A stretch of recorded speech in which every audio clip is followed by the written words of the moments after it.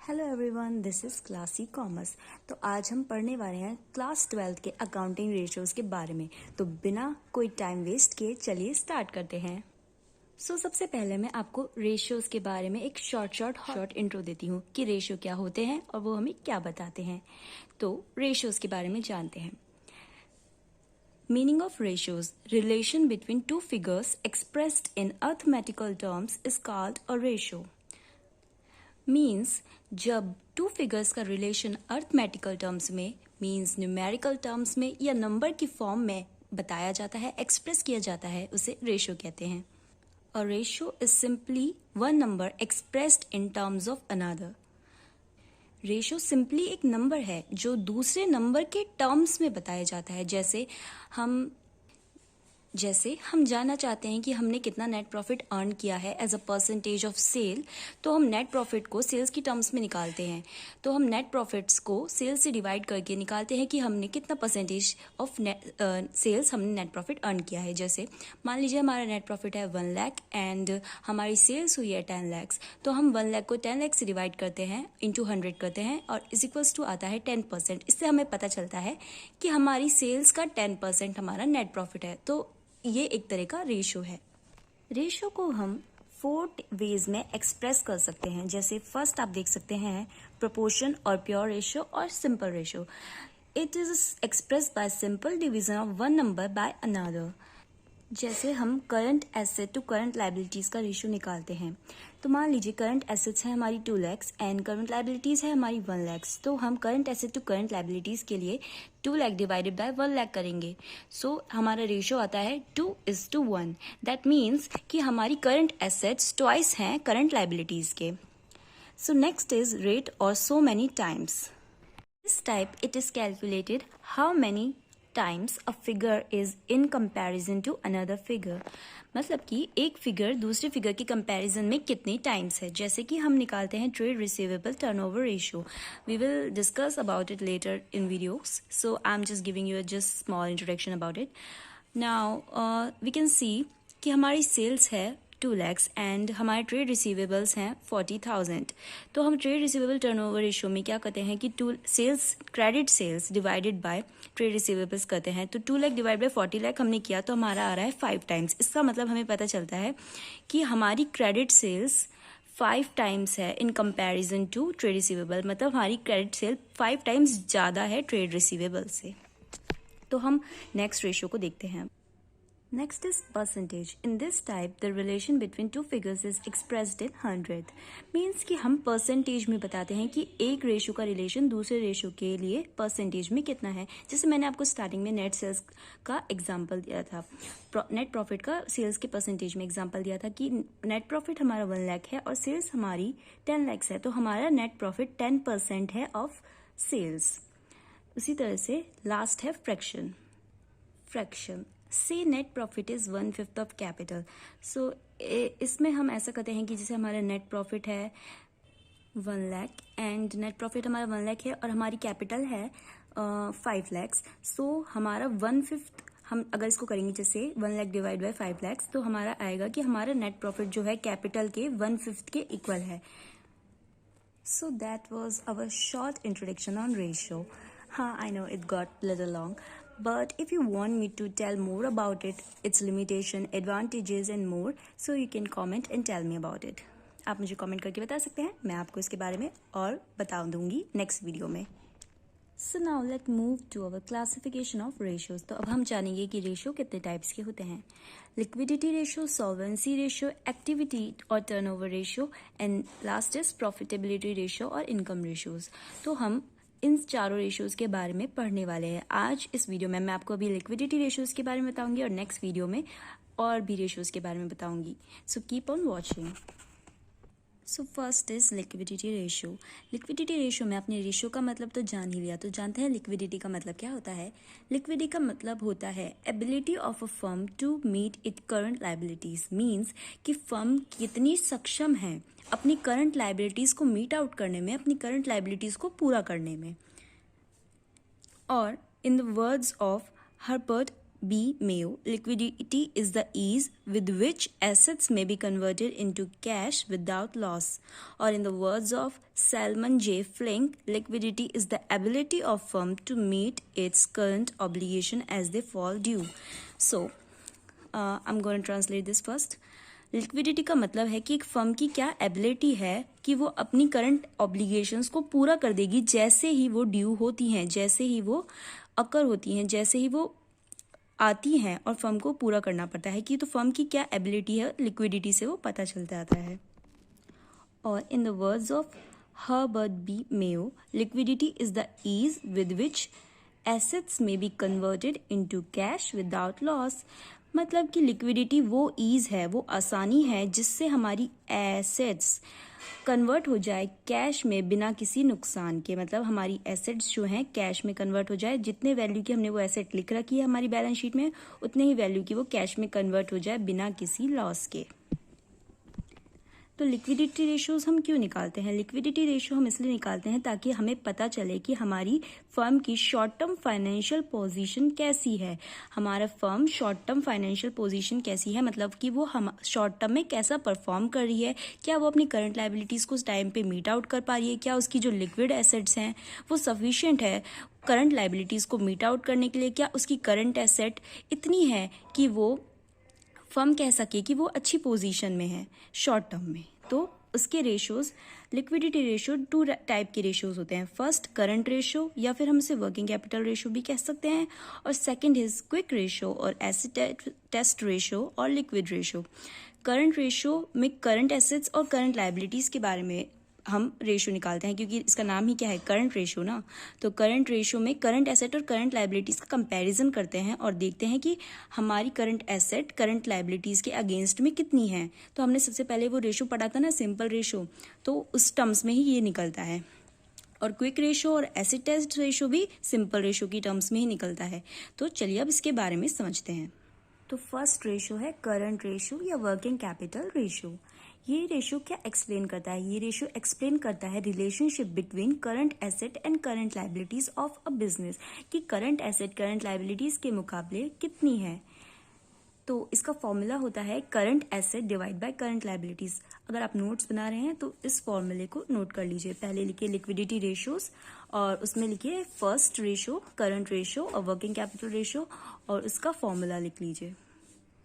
अब क्योंकि टर्म 1 का पेपर MCQ टाइप है, ऑब्जेक्टिव टाइप है, तो आपको रेशियोज तो याद होनी ही चाहिए, पर इसके साथ ये भी पता होना चाहिए कि करंट एसेट में कौन सी एसेट्स आती हैं, करंट लायबिलिटीज़ में कौन सी लायबिलिटीज़ आती हैं, कौन सी नहीं आती हैं. तो आपको ये सब चीज़ें भी याद होनी चाहिए और वैसे भी पता होनी चाहिए, क्योंकि ऑब्जेक्टिव टाइप में वो आपसे MCQs के फॉर्मेट में पूछ सकते हैं कि ये वाली एसेट करंट एसेट में आएगी क्या और करंट रेशियो में ली जाएगी क्या, इस टाइप से. तो हम देखते हैं करंट एसेट्स में क्या क्या इंक्लूड होता है और कौन सी एसेट्स को करंट एसेट्स कहा जाता है. वैसे तो आपने 11th में भी पढ़ा होगा कि करंट एसेट्स क्या होती हैं, पर फिर भी हम एक क्विक रिवीजन कर लेते हैं कि करंट एसेट्स कौन सी हैं जो करंट रेशियो में आएंगी. सो करंट एसेट्स क्या होती हैं? करंट एसेट्स वो एसेट होती हैं जो 12 मंथ्स के अंदर अंदर from the date of balance sheet या फिर within operating period of cycle cash या कैश के इक्विवेलेंट में कन्वर्ट हो जाती है. यानी कि हम अगर सिंपल टर्म्स में कहें कि जो 12 मंथ्स में कैश के अंदर कन्वर्ट हो जाएं, वो एसेट्स करंट एसेट्स होती हैं. तो करंट एसेट्स में क्या क्या इंक्लूड होता है? Current investments, inventories, but excluding loose tools, stores and spares. So जो लूज टूल्स होते हैं, स्टोर्स होते हैं, स्पेयर्स होते हैं, वो हमारे फंक्शनिंग में, अच्छे फंक्शनिंग में काम आते हैं. हमारी जैसे हमारा कोई मैन्युफैक्चरिंग फर्म है तो हमारे जैसे स्क्रू ड्राइवर होता है, स्क्रूज होते हैं, वो सब लूज टूल्स में आते हैं. तो वो सब हमारी फंक्शनिंग में, अच्छी फंक्शनिंग में काम आता है. बट वैसे तो इन्वेंट्रीज में इंक्लूड किया जाता है उसको.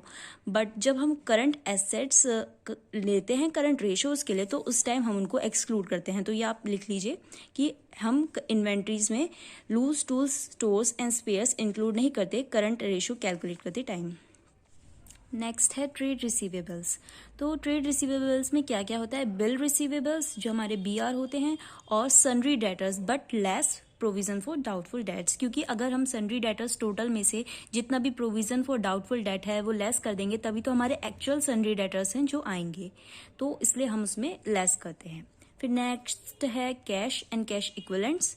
कैश एंड कैश इक्विवेलेंट्स में क्या क्या होता है, जैसे cash in hand, cash at bank, cheques, drafts in hand etcetera. मतलब जितना भी कैश और कैश के इक्विवेलेंट जो होते हैं वो सारी कैश एंड कैश इक्विवेलेंट में आ जाते हैं, जैसे cash in hand, cash at bank, ये सब हमारी करंट एसेट्स होती हैं। फिर नेक्स्ट है short term loans and advances. अगर हमने किसी को शॉर्ट टर्म के लिए लोन दिया होता है या एडवांसेस दिए होते हैं, ये लेने वाले नहीं है, ये करंट लायबिलिटीज नहीं है, ये करंट एसेट्स हैं। मतलब कि हमने किसी को लोन दे रखा है तो वो हमारी एसेट ही हो गई ना। तो जो भी short term loans and advances हैं वो भी करंट एसेट में आएंगे। और other current assets restricted to prepaid expenses, accrued income and advance tax. तो मतलब अदर जितनी भी करंट एसेट्स हैं, जैसे प्रीपेड एक्सपेंसेस, हमने कोई एक्सपेंस एडवांस में पे कर दिया तो वो हमारे लिए एक्सपेंस ही है ना, क्योंकि उसका बेनिफिट हमें आगे मिलेगा। और एक्रूड इनकम्स हैं और एडवांस में जो हमने टैक्स दे रखा है ये सब, मतलब इनकम अभी हमारी एक्रू हो चुकी है वो इनकम, तो वो हमारे लिए एसेट ही हो गई। और नेक्स्ट है एडवांस टैक्स, जो मतलब कि हमने एडवांस में टैक्स पे कर चुके हैं हम, तो वो हमारे लिए एसेट हो जाएगी, क्योंकि हमने अपनी लायबिलिटीज़ को एडवांस में पे कर दिया है इसलिए। तो ये है करंट एसेट्स में क्या क्या इंक्लूड होना चाहिए।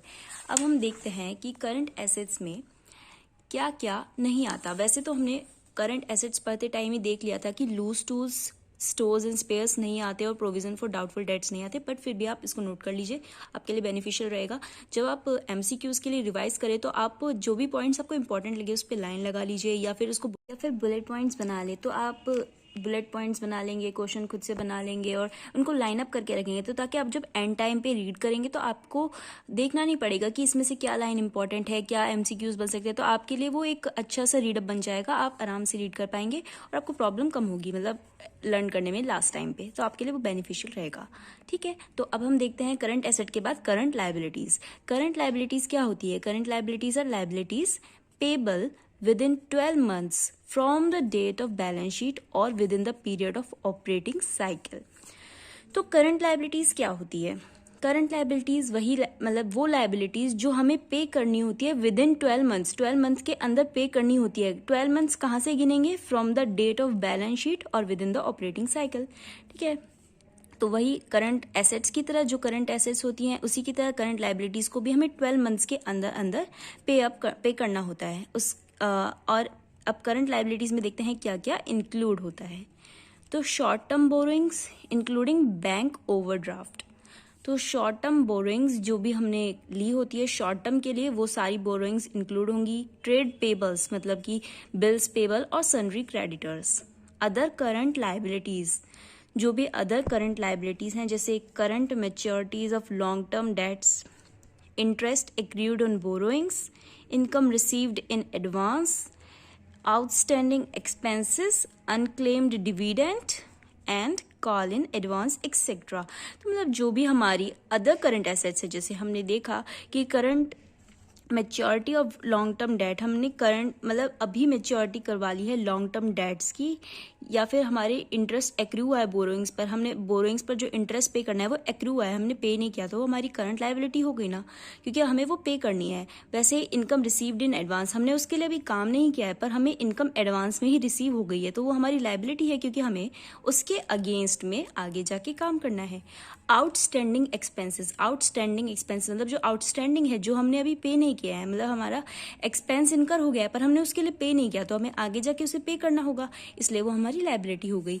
अनक्लेम्ड डिविडेंड, जो डिविडेंड अभी तक क्लेम नहीं किया गया है, जो हमारे पास ही रखा है, जिनको हमने अभी तक हमारे शेयर होल्डर्स को दिया नहीं है, तो वो हमारी लायबिलिटी है कि हमें उन्हें पे करना होगा। और कॉल्स इन एडवांस मतलब कि जब हम शेयर्स इशू करते हैं तो हमें कुछ कॉल्स एडवांस में मिल जाती हैं, यानी कुछ शेयर्स पे जो पैसे होते हैं वो हमें एडवांस में मिल जाती है, तो हम उसको अपनी लायबिलिटी ही ट्रीट करेंगे ना, क्योंकि वो हमारी लायबिलिटी है, वो आने वाले समय में मिलने वाली थी पर वो हमें पहले ही मिल गई, इसलिए वो भी हमारी करंट लायबिलिटी में आएगी।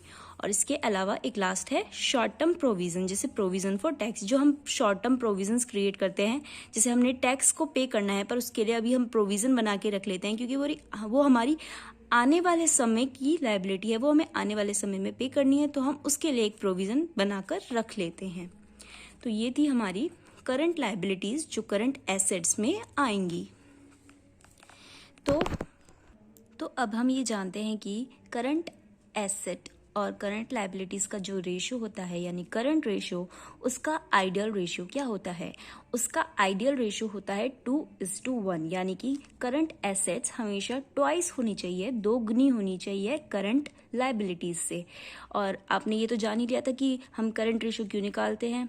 करंट रेशो हम इसलिए निकालते हैं ताकि हम जान पाएँ कि फर्म की क्या एबिलिटी है टू मीट्स इस शॉर्ट टर्म लायबिलिटीज़, क्या अपनी करंट लायबिलिटीज़ को वो टाइम पर फुलफिल कर पाएंगे या नहीं कर पाएंगे। तो अगर उनकी करंट एसेट्स उनकी करंट लायबिलिटीज़ से ज़्यादा होगी तो इसका मतलब है कि वो अपनी करंट लायबिलिटीज़ को टाइम पे फुलफिल कर पाएंगे, क्योंकि उस करंट लायबिलिटी के अगेंस्ट में उनके पास सफिशिएंट करंट एसेट अवेलेबल है। तो ये कहा जाता है कि आइडियली हमारे पास ट्वाइस करंट एसेट होनी चाहिए करंट लायबिलिटीज के अगेंस्ट में।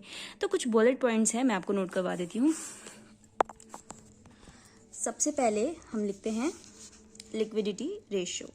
ए पॉइंट है लिक्विडिटी रेशियो। उसमें सबसे पहला है current ratio. So current ratio का हम अब फॉर्मूला लिख लेते हैं। Current ratio is equals to current assets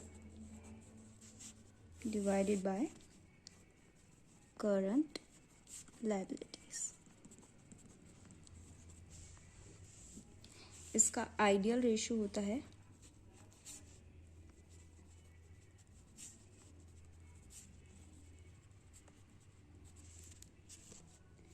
और जितना ज़्यादा रेशो होता है, मतलब जितना ज़्यादा रेशो होगा उतना ज़्यादा बेटर है। हायर द रेशो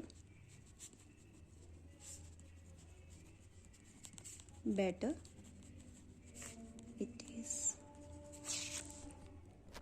अब आप ये भी सोच रहे होंगे कि आइडियल रेशो 2:1 ही क्यों होता है, 3:1 क्यों नहीं और कुछ और रेशो क्यों नहीं। सो एक अजम्पशन माना जाता है कि करंट एसेट्स में इन्वेंट्रीज होती है, ट्रेड रिसीवेबल्स होते हैं, और इन दोनों का ऐसा होता है कि ज़रूरी नहीं है कि हमें एग्जैक्ट अमाउंट मिले। हो सकता है जब हमारी करंट एसेट्स हम इन्वेंट्रीज हम बेचने जाएं तो हमें फुल अमाउंट ना रियलाइज हो, हमें डिस्काउंट पे भी बेचनी पड़ सकती है। और कई बार होता है कि हम सेल नहीं कर पाते, तो सेल करने के लिए उसे हमें हाफ वैल्यू में भी हो सकता है हाफ वैल्यू में भी रियलाइज करना पड़े। और इसी तरह से ट्रेड रिसीवेबल का भी हमें भरोसा नहीं होता। हो सकता है कि डेटर्स हमारे फुल अमाउंट पे ना करें, कुछ बैड डेट्स हो जाएं, या बिल रिसीवेबल हमें ना मिले, डिसऑनर हो जाए, या कुछ भी केस हो सकता है। तो हम ये असम्पशन मानते हैं कि ऐसी एसेट्स अगर हमें हाफ भी रियलाइज हो जाएंगी, यानी कि मान लीजिए 50,000 है और 25,000 भी रियलाइज हो जाएगी, तो हम करंट लायबिलिटीज को फिल कर देंगे, क्योंकि हमारी करंट लायबिलिटीज करंट एसेट के हाफ है। तो यानी कि मान लीजिए करंट लायबिलिटीज हमारी 25,000 है और 50,000 हमारी करंट एसेट है, और वो करंट एसेट डेटर्स है। तो डेटर्स 25,000 ही रियलाइज हुए, तो हम 25,000 से करंट लायबिलिटीज को पे कर देंगे। इससे हमारी करंट लायबिलिटीज नहीं बचेंगी और हमारी करंट लायबिलिटीज पूरी तरह से पे हो जाएंगी। तो फर्म की एबिलिटी, उससे पता चलती है कि फर्म की एबिलिटी अच्छी है करंट लायबिलिटीज को मीट आउट करने में। पर 2:1 ही आइडियल है, पर क्या उससे ज़्यादा रेशो कभी बुरा हो सकता है? बिल्कुल हो सकता है। देखिए, a much higher ratio may be consider to be adverse from the point of view of management on account of following reason. कभी कभी एक हायर रेशो 2:1 से हायर रेशो भी एडवर्स यानी बुरा माना जा सकता है मैनेजमेंट के पॉइंट ऑफ व्यू से। क्यों? इन कारणों की वजह से। A much higher ratio indicates that inventory might be piling up because of poor sale. अब करंट एसेट तो हमारी ज़्यादा कब आ जाएंगी? अगर हमारी इन्वेंट्रीज बहुत ज़्यादा होगी तो हमारी करंट एसेट भी ज़्यादा जाएगी। पर इसका मतलब ये तो नहीं कि हमारी पोजीशन अच्छी है। हो सकता है हमारी सेल्स इतनी अच्छी है ही नहीं, तो हमारी सेल्स अच्छी नहीं है तो हमारी इन्वेंट्री इकट्ठी पे इकट्ठी होती जा रही है, तो हमारी सेल्स खराब है, तो हमारी सेल्स अच्छी नहीं है। इसका मतलब कि ये अच्छा रीज़न नहीं है कि ज़रूरी इससे हमारा करंट रेशो तो ज़्यादा जाएगा, क्योंकि हमारी इन्वेंट्री ज़्यादा है, करंट एसेट ज़्यादा है। पर इसका मतलब ये नहीं कि ये पोजीशन अच्छी ही है, ये पोजीशन बेकार भी हो सकती है, क्योंकि इसकी वजह से इस जो अच्छा रेशो आ रहा है उसकी वजह है पुअर सेल्स। दूसरा रीज़न है large amount is locked up in trade receivable due to insufficient collection policy. हमारा ट्रेड रिसीवेबल में बहुत सारा अमाउंट लॉकअप हुआ पड़ा है, बंधा पड़ा है, क्योंकि हमारा इनसफिशिएंट कलेक्शन पॉलिसी, हमारी पॉलिसी जो है उस अमाउंट को कलेक्ट करने की ट्रेड रिसीवेबल से बहुत अच्छी नहीं है। हो सकता है हम डेटर से टाइमली अमाउंट कलेक्ट ही नहीं कर पा रहे, हमारे डेटर्स हमें पे ही नहीं कर रहे, हमारे ट्रेड रिसीवेबल्स से हमें इतना अमाउंट नहीं मिल पा रहा, तो हमारी करंट एसेट तो ज़्यादा आ जाएगी, उससे हमारा करंट रेशो भी ज़्यादा आ जाएगा। पर ये कंडीशन अच्छी नहीं है, ये कंडीशन एडवर्स है मैनेजमेंट के पॉइंट ऑफ व्यू से। और third reason is the cash और बैंक बैलेंसेस में be lying idle because of no proper investment opportunities are available. अब हमारा कैश या बैंक का बैलेंस ज़्यादा तो है, क्योंकि अब हमारे बैंक में बहुत सारे पैसे हैं या हमारे पास कैश इन हैंड काफ़ी ज़्यादा है, पर इसका मतलब ये नहीं कि हमारी पोजीशन अच्छी है। क्यों हो सकता है हमने कैश ऐसे ही आइडल क्यों रख रखा है? अगर हमारे पास कैश है तो हम इन्वेस्टमेंट में इन्वेस्ट कर सकते हैं, उससे हम इंटरेस्ट अर्न कर सकते हैं, तो ये हमारे लिए अच्छा होगा क्योंकि हमारे पास इंटरेस्ट इनकम हो जाएगी। बट हमारे पास ऐसी कोई अच्छी अपॉर्चुनिटीज़ है ही नहीं, इसलिए हमने सारा जो हमारा कैश है वो बैंक में या हैंड में रख रखा है। इस वजह से हमारे एक्स्ट्रा इनकम जो इंटरेस्ट की इनकम हो सकती थी वो नहीं हो रही। तो वैसे इसकी वजह से कैश हमारा ज़्यादा है, बैंक हमारा ज़्यादा है, उससे हमारी करंट एसेट ज़्यादा आ जाएगी, करंट रेशो ज़्यादा आ जाएगा। पर ये कंडीशन अच्छी नहीं है, ये मैनेजमेंट के पॉइंट ऑफ व्यू से एडवर्स है, क्योंकि वो एक इनकम जो अर्न कर सकता था मैनेजमेंट इंटरेस्ट के नाम पे इन्वेस्टमेंट से, वो अब वो अर्न नहीं कर पा रहा। इसलिए ज़रूरी नहीं है कि हर बार करंट रेशो हायर ही ज़्यादा हो। तो कंपनी को, फर्म को हमेशा इस रेशो को, खाली इस रेशो को देखकर नहीं कहना चाहिए कि उनकी financial, short term financial position अच्छी है। तो अब हम नेक्स्ट पढ़ेंगे लिक्विड रेशोज। क्विक रेशो और एसिड टेस्ट रेशो और लिक्विड रेशो। क्विक रेशो क्या होते हैं? वो बताते हैं कि फर्म इस पोजीशन में है क्या कि वो अपने करंट लायबिलिटीज़ को पे कर दे इमीडिएटली, या फिर वो जो एक मंथ के अंदर यानी 3 मंथ्स के अंदर अंदर इनकर होती है। मतलब हमें निकालना होता है कि हमारी लिक्विड एसेट्स कितनी है हमारे करंट लायबिलिटीज़ के कंपैरिजन में। लिक्विड एसेट्स का मतलब क्या होता है? लिक्विड एसेट मतलब वो वाली एसेट जो हम कैश में कन्वर्ट कर सकते हैं वेरी शॉर्टली, मतलब आसानी से और जल्दी। जैसे इसका एग्जांपल मैं आपको दे सकती हूँ, cash in hand, cash in bank, और शॉर्ट टर्म हमारी जो इन्वेस्टमेंट्स होती हैं फॉर शॉर्ट टर्म इन्वेस्टमेंट्स जो भी हम करते हैं वो वाली इन्वेस्टमेंट्स को भी। All current assets except inventory and prepaid expenses are included in liquid assets. इस लाइन के अकॉर्डिंग जो भी हमारी करंट एसेट्स हैं उनमें से अगर हम इन्वेंट्री हटा दें, प्रीपेड एक्सपेंसेस हटा दें, तो हमारी लिक्विड एसेट बनती है। अब हमने इन्वेंट्री और प्रीपेड एक्सपेंसेस को क्यों हटाया है? क्योंकि इन्वेंट्री को कैश में कन्वर्ट होने में टाइम लग सकता है। हम नहीं कह सकते कि वो हाथ की हाथ यानी कि इमीडिएटली कन्वर्ट हो जाए कैश में। या फिर प्रीपेड एक्सपेंस जो हमने पहले से एक्सपेंस पे कर रखे हैं, वो हमारी एसेट तो है कि हमने उसको एक एक्सपेंस को पे किया, मतलब एक जो हमारी फ्यूचर में आने वाली लायबिलिटी थी वो हमने आज ही पे कर दी। तो ये हमारी एसेट जो है कैश में तो कन्वर्ट होगी नहीं, इसलिए वो लिक्विड एसेट नहीं होती। ओके, तो अब लिक्विड एसेट में क्या क्या इंक्लूड होता है वो भी देख लेते हैं। Current investments, trade receivables. Trade receivables फिर से वैसे ही कि बिल रिसीवेबल और sundry debtors less provision for doubtful debts, cash in cash equivalent और short term loans and advances. तो अब आप ये लिक्विड एसेट का फॉर्मूला नोट कर सकते हैं कि current assets minus inventories minus prepaid expenses and advance tax. तो ये आप नोट कर लीजिए। ओके, सो अब हम देखते हैं कि ऑब्जेक्टिव और सिग्निफिकेंस क्या है। एक आइडियल क्विक रेशो क्या होना चाहिए? एक आइडियल क्विक रेशो होना चाहिए 1:1। क्यों? कि हमारे पास उतनी लिक्विड एसेट्स हैं जितनी हमारी करंट लायबिलिटीज़ हैं, यानी कि हम उनको हाथ की हाथ इमीडिएटली पे कर सकते हैं। और अब हम देखते हैं कि लिक्विड एसेट रेशो यानी लिक्विड रेशो और क्विक रेशो कैसा होता है। This ratio is more rigorous test of liquidity than the current ratio. When used together with current ratio, it gives a better picture of short-term financial position of the firm. तो हमने पढ़ा था current ratio के time पे कि अगर हम उसको अलोन यूज़ करें, खाली उसको यूज़ करें और देखें कि हमारी शॉर्ट टर्म परफॉर्मेंस कैसी है, तो हमें कुछ नुकसान हो सकते हैं। उसमें विंडो ड्रेसिंग के चांसेस हैं, क्योंकि हम अगर अपनी इन्वेंट्रीज को पाइल अप करते जाएं, उनको बढ़ा बढ़ा के दिखाते जाएं, या फिर हम अपने क्रेडिटर्स को जल्दी जल्दी पे कर दें, जिससे हमारी करंट लायबिलिटीज़ तो कम हो जाएगी, पर उससे हमारा रेशो भी बढ़ जाएगा हमारा, पर हो सकता है वो कंडीशन हमारे लिए एडवर्स हो। इसलिए सिर्फ उसको यूज़ ना करते हुए करंट रेशो और लिक्विड रेशो को साथ में यूज़ करें, ताकि हम एक बेटर पिक्चर ले पाएं शॉर्ट टर्म फाइनेंशियल पोजीशन की, फर्म की जो भी फाइनेंशियल पोजीशन है, ताकि हमें एक अच्छी पिक्चर और क्लियर पिक्चर पता चले कि हम क्या एक्चुअली में हमारे करंट लायबिलिटीज़ को पे करने के लिए एबल हैं, क्या हमारी फर्म की पोजीशन अच्छी चल रही है या नहीं चल रही। So okay guys, that was all for today. If you want me to tell more about these ratio and in more details, you can tell me in comments. And अगर आप चाहते हैं कि मैं इसके क्वेश्चंस भी आपको करवाऊँ, तो वो भी आप मुझे कमेंट में बता सकते हैं। और अगर आप चाहते हैं कि मैं किसी और टॉपिक पे भी वीडियो बनाऊँ, तो भी वो आप मुझे बता सकते हैं कमेंट्स में। वैसे इसके अलावा जो आगे के रेशियोज़ हैं मैं नेक्स्ट वीडियो में बताऊँगी। तो तब तक के लिए stay tuned, keep on watching, like, share and subscribe. Thank you.